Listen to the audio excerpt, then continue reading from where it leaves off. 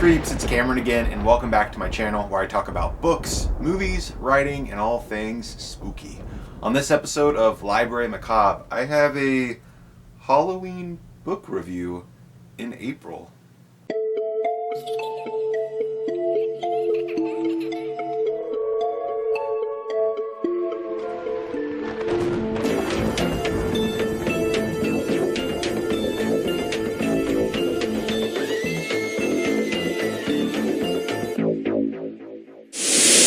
Red Harvest by Patrick C. Greene is set in Amber Hollow, a small town that is getting ready for their annual Halloween pumpkin parade. Unbeknownst to the people who live in this town, there is a killer in their midst, and he has chosen their little town to trick-or-treat in this Halloween. That is the basic synopsis of Red Harvest. I'm just barely scratching the surface though, because there is so much more that is going on in this book.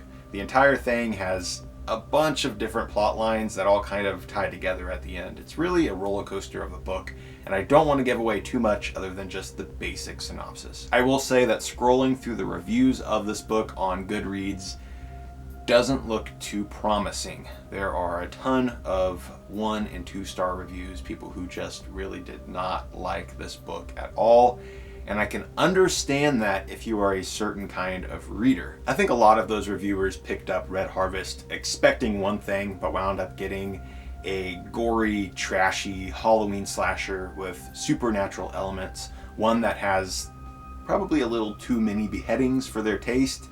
I personally thought this book had just the right amount of beheadings. In fact, I would say that this book was just as trashy as I was hoping for, considering this is published by Kensington Books.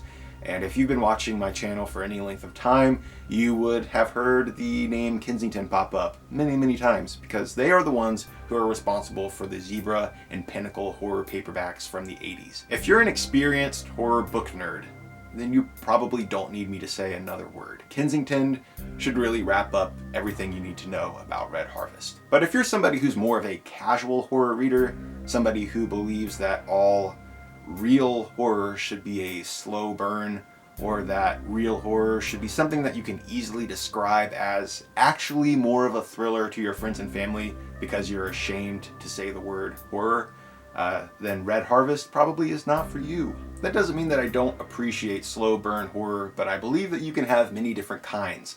And this kind is just pure, high octane, gory slasher fun. However, as you could probably tell by the small town angle that this book is going for, it's not all just blood and gore. There is a cozy side to Red Harvest. Amber Hollow is the kind of town where everybody knows each other, where everybody is excited to participate in the upcoming Halloween festivities. Almost everybody.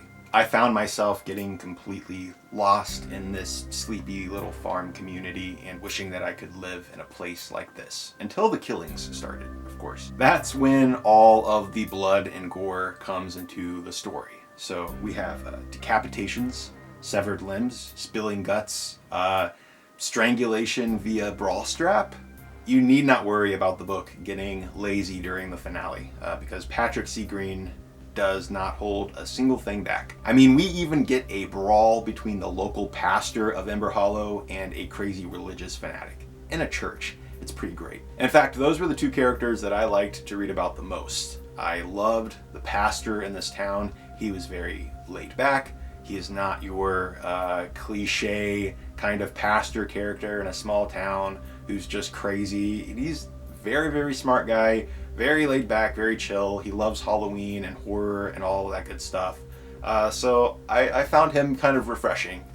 He's definitely not a stereotype by any means. And then the other character that I was talking about is Ruth.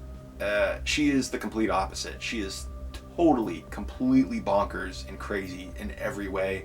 I never knew what she was going to do next. So yeah, 2 characters that were my favorites are both complete opposites of one another, but still really fun to read about all the same. Now, there are a bunch of other characters in this book.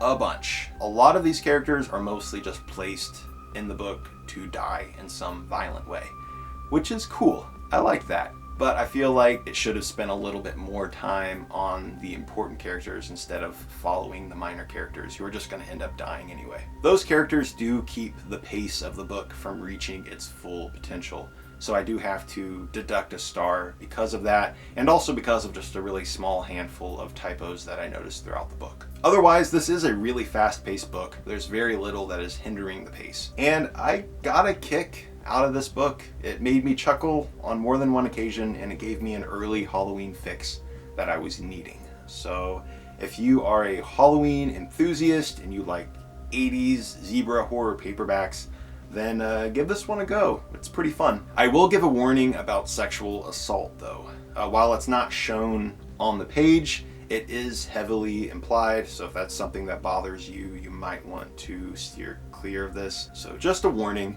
But yeah, that is my review of Red Harvest by Patrick C. Greene, which is actually the first book in the Haunted Hollow Chronicles series. So I think the second book is supposed to come out this September. Very excited for that. I cannot wait to read it. So there we go, Red Harvest by Patrick C. Greene. If you are interested in reading a copy of this book, I will post a link down below in the graveyard where you can order a copy. Thank you so much for watching this video, and I will see you in the next one. Later, creeps.